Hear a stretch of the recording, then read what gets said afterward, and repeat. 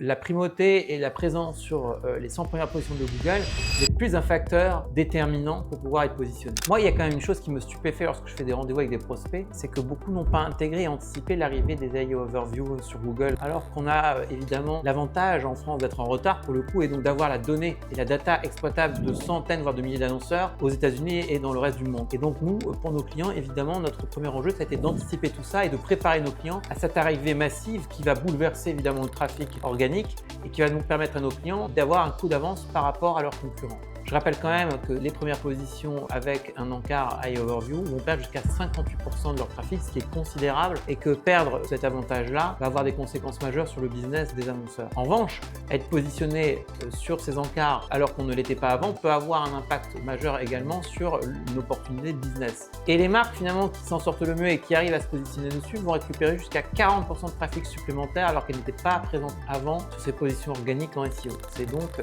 game changer. Et ce qu'on constate, c'est que 89% des citations proviennent en dehors du top 100. C'est-à-dire que la primauté et la présence sur les 100 premières positions de Google n'est plus un facteur déterminant pour pouvoir être positionné. Autrement dit, tout écrit, les règles sont connues noir sur blanc depuis des mois, voire des années, et je ne comprends pas qu'on puisse pas avoir anticipé ce gros changement qui va avoir lieu, puisque tout était connu d'avance.